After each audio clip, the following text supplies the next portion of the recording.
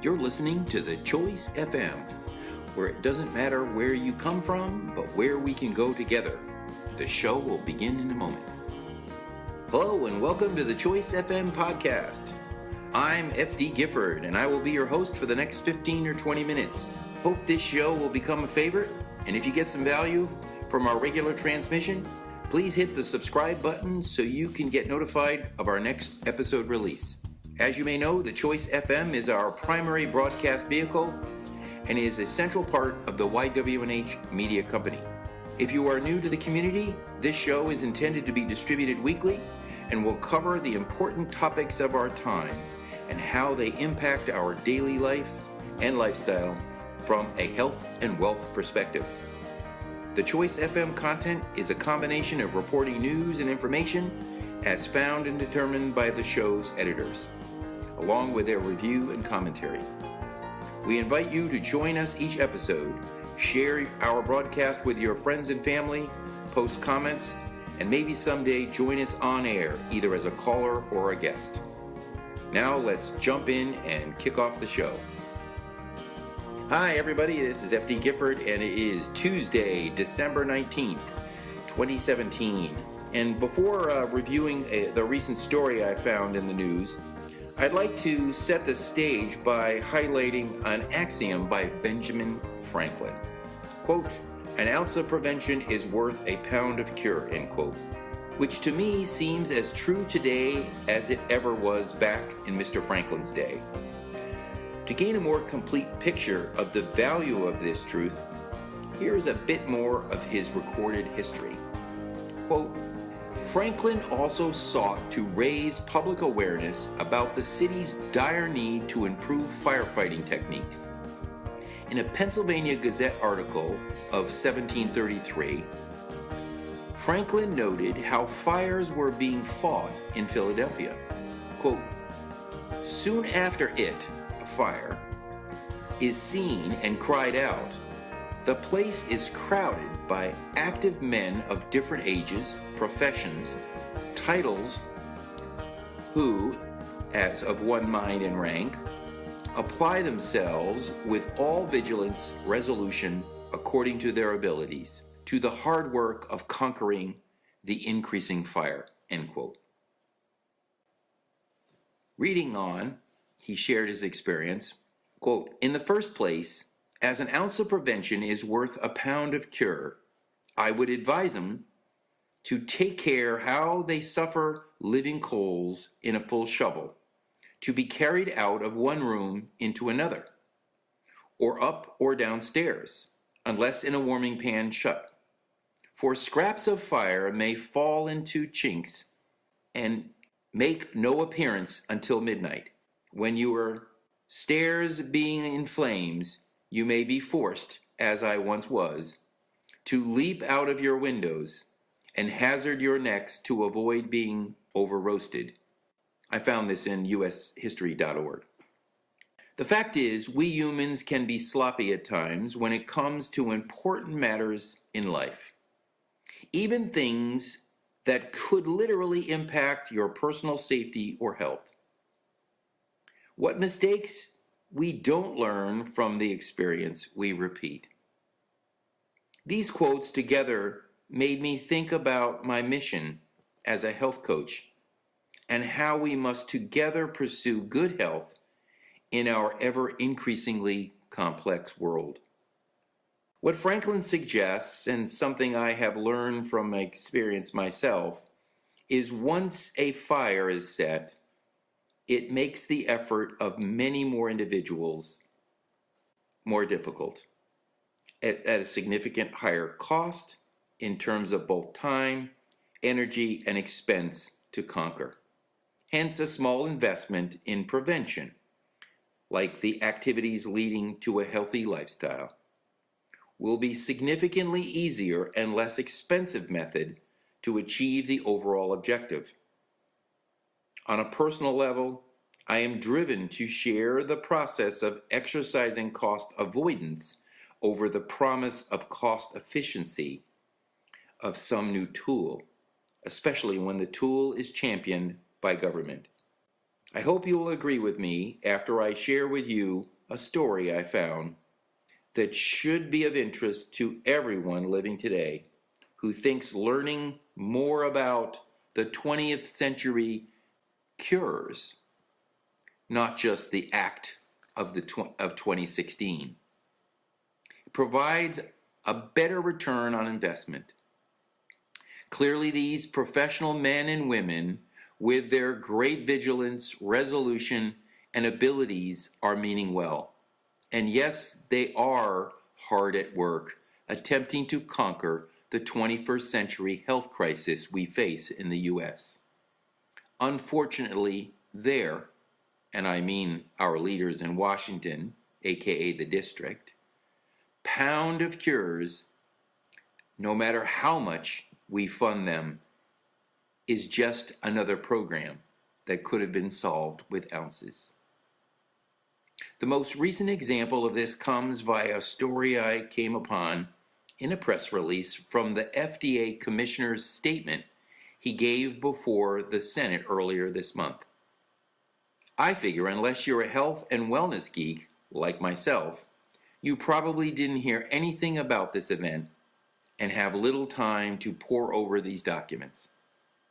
Another sad fact is the FDA may have a greater impact on the state of American health than all the attention given to Obamacare or the repeal and replacement of Obamacare. That is just a political football kicked around the halls of Congress and Wall Street for the benefit of the banksters who profit from illness in our country. So what should you know about the FDA Commissioner? Well, first of all, who is Commissioner Gottlieb? I suggest that you review his bio over at Wikipedia, and the link will be in the show notes. In short, he is a physician who has service within the FDA for several years and was appointed to be commissioner of the FDA earlier this year. From a political perspective, he appears to be a conservative, but today parties and affiliations don't mean what they used to. Anyway, in summary, he announced 3 new significant policy documents to advance the FDA's approach to the development and proper oversight of innovative digital health tools, end quote.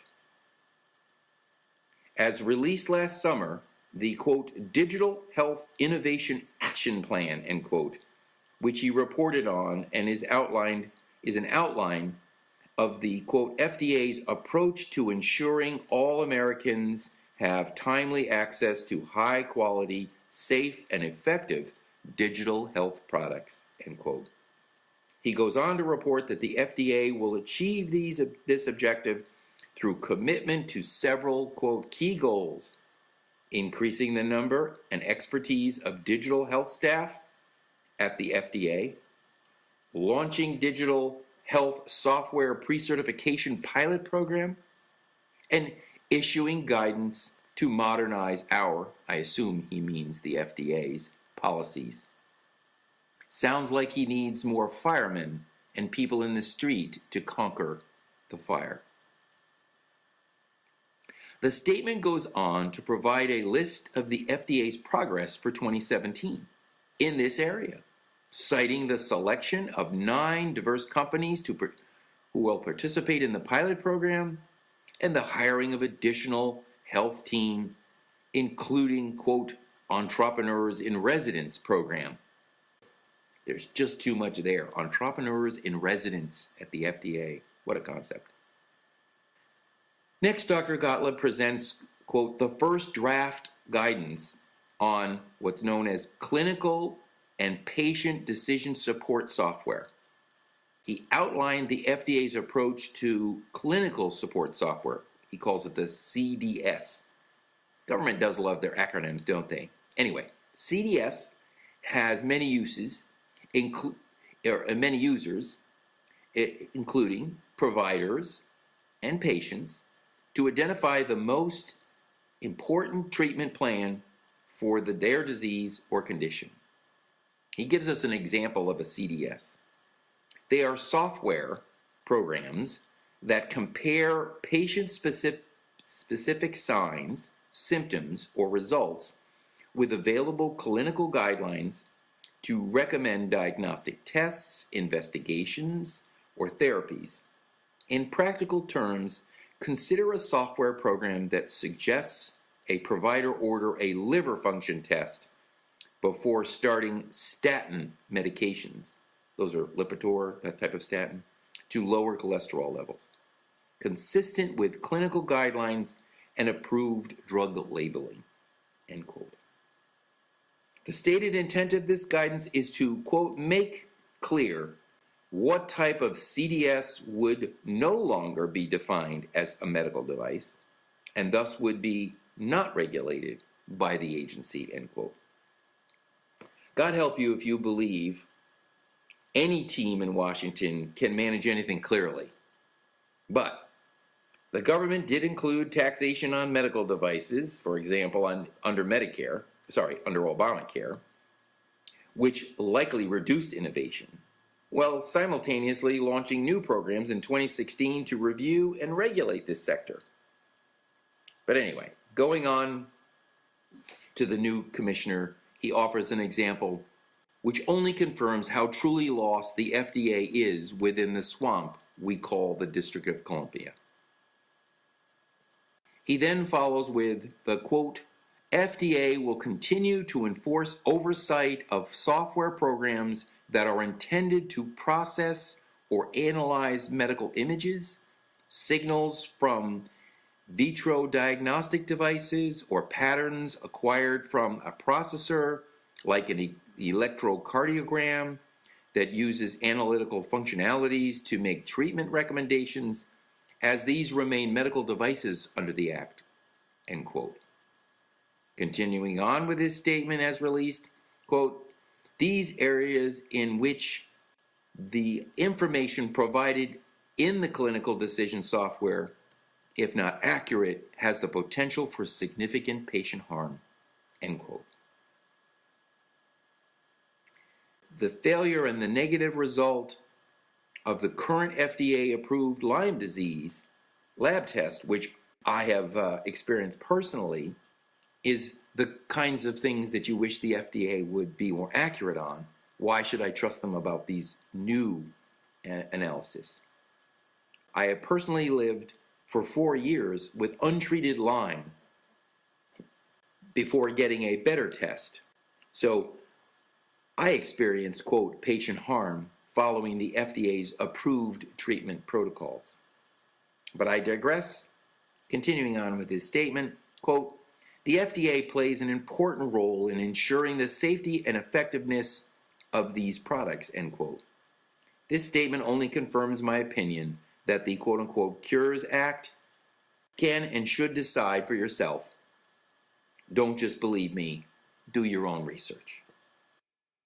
The next guidance reported by the commissioner in draft form was a proposal to not enforce regulatory requirements for lower risk decision support software that's intended to be used by patients or caregivers, known as patient decision support software, or PDSs, again with the acronyms. When such software allows a patient or caregiver to independently review the basis of the treatment recommendations, end quote. Get my point? Talk about complications and noise in the street. I can continue on. An example of a PDS software is a prescription reminder in line with the drug's labeling, so it would not come under the FDA's oversight. However, he cites an example where, quote, if the software does not clearly allow independent review by the patient or caregiver, would continue to be subject to the FDA's oversight. For example, a warfarin monitoring device, warfarin's a blood thinner if you don't know, that makes recommendations for dosing based on the outcome of a home test. During his testimony, he reports out on the next draft of guidance from the FDA. This one is titled, quote, Changes to Existing Medical Software Policies, resulting from Section 3060 of the 21st Century Cures Act of 2016. This second guidance outlines the FDA's interpretation of the types of software that are no longer considered medical devices. Based on this release, it appears that the FDA no longer considers mobile apps that are intended only for monitoring and maintaining and encouraging a healthy lifestyle a medical device and would fall outside of the FDA's regulations. I guess the Fitbit is safe. It is interesting to note that the commissioner considers these, quote, technologies tend to pose low risk to patients, but can provide great value to consumers and the healthcare system, end quote. Moving on with his third guidance, the FDA is proposing, quote, changes to previously published agency guidelines documents, including those on the subject of general wellness, those on the subject of mobile medical applications, and the agency's work in other countries as part of the International Medical Device Regulators Forum, or the DMDRF, as he called it. Of course, the goal of the global forum, as is stated, is to review the individual countries' evaluations and find ways to, quote, harmonize our regulatory approaches to digital health medical devices where possible, end quote. Finally, in his presentation, he announced the other steps the FDA would be implementing in the Digital Health Innovation Action Plan, such as we're going to be hosting pre-cert pilot program workshop on January 30th and 31st in 2018. I would be very interested in your opinion on the FDA's guidance. You can do that by way of posting your comments below. If you found this presentation valuable, enjoyable, entertaining, all of the above, please like and share it with your friends and family. If you have not subscribed to my channel, click the button below, turn on YouTube notifications, or by joining my mailing list via the ywnhmedia.com page. Well, that's a wrap. I hope you got some value, as I said. Please visit my website at ywnhmedia.com or soon to be launched thechoicefm.net site. Have a good day.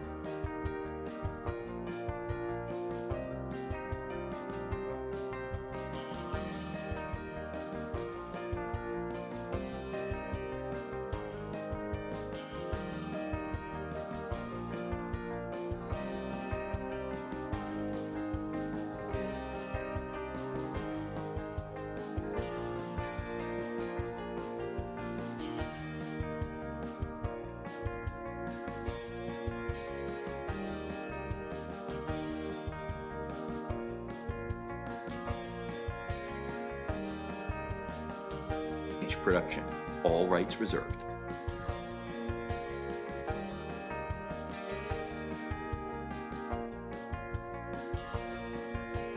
I'm broadcasting today from the beautiful Carolina coast. Have a great great day.